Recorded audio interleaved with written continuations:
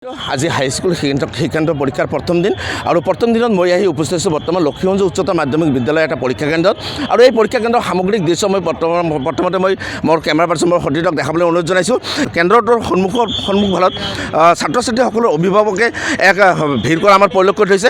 নিৰাপত্তা বাছনিৰ মাজত বা প্ৰশাসনে ইতিমধ্যে সমূহ যি ছাত্ৰ ছাত্ৰীসকলৰ যি অভিভাৱক আছে এই অভিভাৱকসকলে সকলক ইয়াৰ পৰা চেণ্টাৰৰ পৰা আঁতৰ পঠোৱাৰ এটা চেষ্টা কৰা হৈছে ইতিমধ্যে দেখা পাইছে।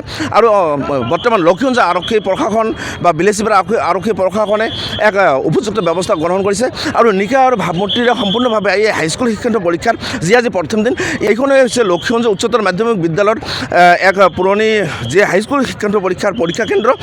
ইতিমধ্যে প্ৰত্যেকজন ছাত্ৰ ছাত্ৰীকে তেখেতসকলে যাতে কোনো ধৰণৰ অসৎ অৱলম্বন কৰিব নোৱাৰে তাৰ কাৰণে তেওঁলোকক পৰীক্ষা কৰা হৈছে।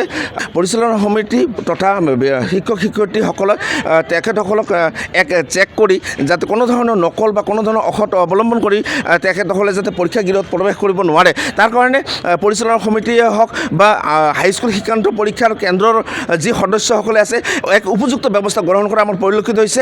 আৰু ইতিমধ্যে পৰীক্ষা কেন্দ্ৰৰ মই এজন সদস্যক লগ পাইছোঁ। মই তেখেতসকলে কেনেকুৱা ধৰণৰ ব্যৱস্থাপনা গ্ৰহণ কৰিছে কিছু ভাষ্য সংগ্ৰহ কৰাৰ যত্ন কৰিম।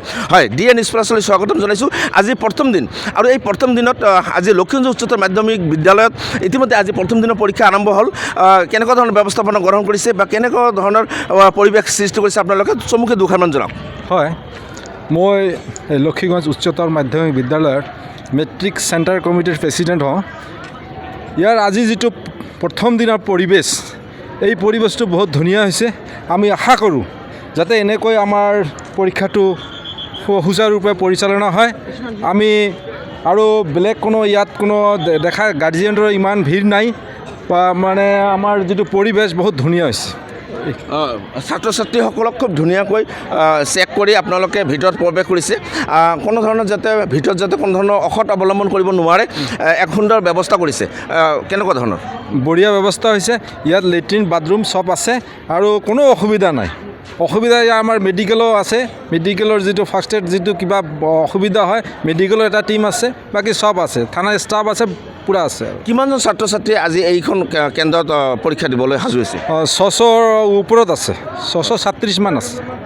এই লক্ষ্মীগঞ্জ উচ্চতৰ মাধ্যমিক বিদ্যালয়ৰ যি হাইস্কুল শিক্ষান্ত পৰীক্ষা কেন্দ্ৰ আৰু এই পৰীক্ষা কেন্দ্ৰটোৰ সভাপতিৰ ভাষ্য ইতিমধ্যে আপোনালোকে শুনা পালে যে এক সুন্দৰ পৰিৱেশৰ মাজত আজি অনুষ্ঠিত হৈছে এই লক্ষ্মীগঞ্জ উচ্চতৰ মাধ্যমিক বিদ্যালয়ৰ পৰীক্ষা কেন্দ্ৰৰ যি পৰিৱেশ আৰু যাৱতীয় ব্যৱস্থাপনা এটা পৰীক্ষা কেন্দ্ৰ অনুষ্ঠিত হ'বলৈ হ'লে যিখিনি ব্যৱস্থাপনা কৰিব লাগে কেন্দ্ৰটোৰ চাৰিওফালৰ পৰা তেনেকুৱা ধৰণৰ ব্যৱস্থাপনা গ্ৰহণ কৰা হৈছে।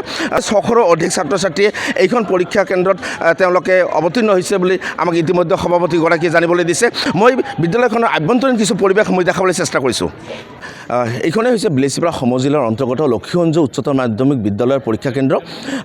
এই যি হাইস্কুল শিক্ষান্ত পৰীক্ষা কেন্দ্ৰ সুন্দৰ বাতাবৰণেৰে আজি আৰম্ভ হ'ল। 600ৰো অধিককৈ ছাত্ৰ ছাত্ৰী এইখন পৰীক্ষা কেন্দ্ৰত অৱতীৰ্ণ হৈছে আৰু নিকা ভাৱমূৰ্তিৰে শান্তিময় পৰিৱেশত এই পৰীক্ষা অনুষ্ঠিত কৰাৰ কাৰণে পৰিচালনা কমিটিয়ে ব্যৱস্থাপনা গ্ৰহণ কৰিছে আৰু সমূহ অসমবাসীলৈ DA নিউজ প্লাছৰ সমূহ পৰীক্ষাৰ্থীলৈ আমিও যাচিছোঁ আন্তৰিক শুভেচ্ছা।